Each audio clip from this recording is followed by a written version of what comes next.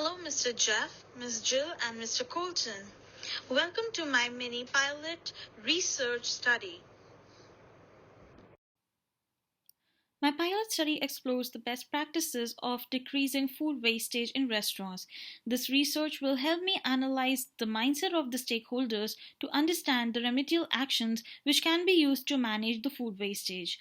The structure of my study is semi structured interviews.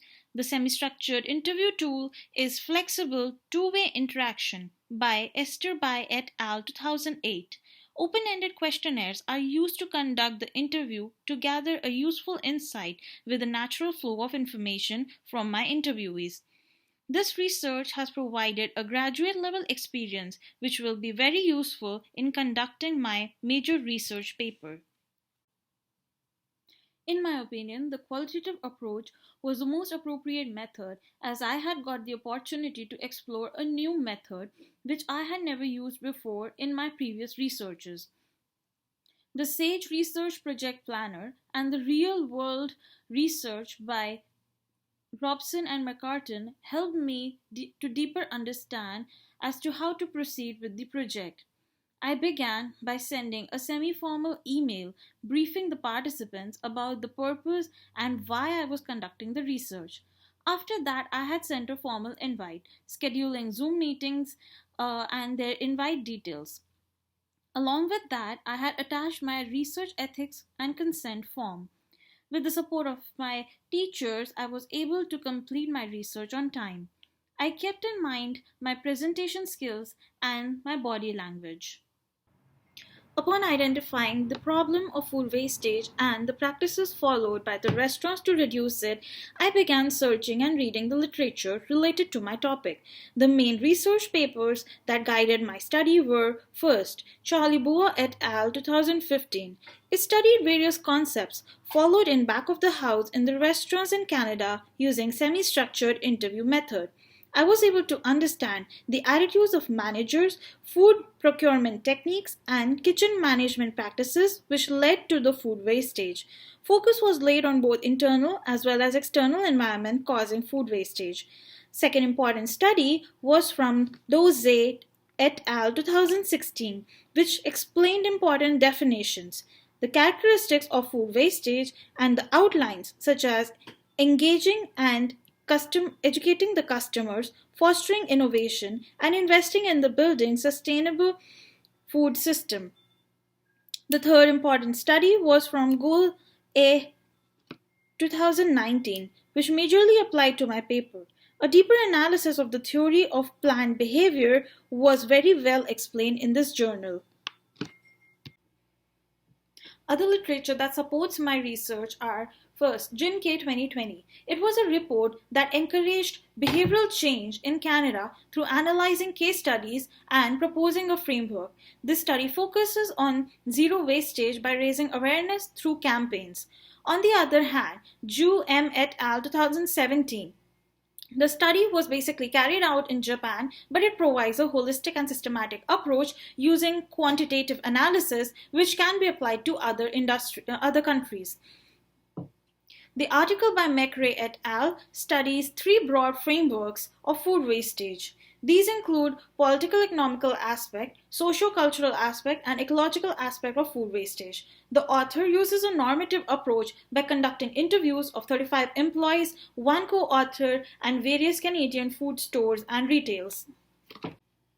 Parahu 1997 defines research questions as the broad question which is set at the start of the study.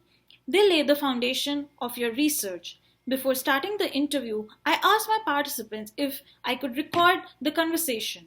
Prior briefing about the pilot study on the emails helped in reducing the tension and anxiety while conducting the interview. Since the participants were from the hospitality industry with more than 10 years of experience, their answers were guided by their own observations. There were four main questions that I asked. First, how does your restaurant handle food wastage? Second, how do you feel about the restaurant's food waste management program? Do you think it is adequate or more can be done to improve the situation? Third, is there anything you or your colleagues do apart from the restaurant policies to reduce the food wastage? And what are those practices?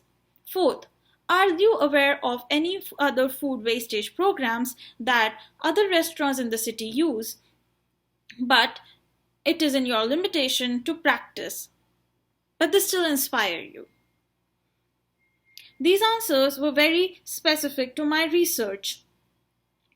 They helped me to understand the professional ability to handle food wastage and what other initiatives they personally took to curb the problem. About the interview. Both the interviews conducted had their own challenges. Interview 1 went fairly well as it provided meaningful insight as compared to interview 2. In the first interview, the interviewee was comfortable since there was some familiarity with the participant and she was an insider. On the other hand, the second interviewee was a complete stranger and an outsider. I had to prompt relevant questions in order to make the participant understand the concept. Since it was my first time, I was very shy and I could not ask other supporting questions which could have been relevant to my findings in the future. A snowball technique was used to gather the participants. Upon completing my interview, I made my field notes. As suggested by Minkusa Iva 2018 in the Importance of Sage Research Method, there were some limitations I could feel while conducting my interview. I was hesitant to ask probing questions apart from the four broad research questions. Since the interview was conducted online, there were internet problems, and it was difficult to comprehend what the participant was trying to say. There was some useful insight and measures that I was able to gather while conducting the interview. I had to recap on the answers for clarity and by asking them questions and saying, "I'm sorry, can you please repeat the last line?" The field notes, as suggested by Eva, helps us to understand the viewpoint of the participants better by recalling our thoughts and statements on each interview. After that, I used thematic analysis to code the data. Glaser and Stratus 1967 suggests that the researchers use various stages such as collecting and categorizing the data, analyzing it, and coding it by constant comparisons. This helps in drawing meaningful conclusions. Color coding, highlighting, and marking necessary information helps us to bring out the relevant themes and helps us to understand better. It helps in creating a relationship between the data collected. This slide shows how I color coded the response to my questions. Colors used are yellow, orange, purple, and green to highlight the responses. The themes are written in black pen and the codes are written in pencil. There were some unexpected insights. Compost manuring and getting associated with the food banks were completely new concept to me. However, lack of knowledge of participants to practice new and innovative methods used by other restaurants posed as a limitation. Participants were fairly satisfied with the existing waste management procedures and they were not keen on enhancing their techniques. EVA 2018 says one needs to forget their existing knowledge in order to understand a different point of view of their participants. I believe one must know their interviewees well in advance before conducting the interview. Practice and rehearsing a questionnaire session will make me more confident and improve the way of conducting the survey. Analysis is easy if we are well aware of our topic that we are trying to explore.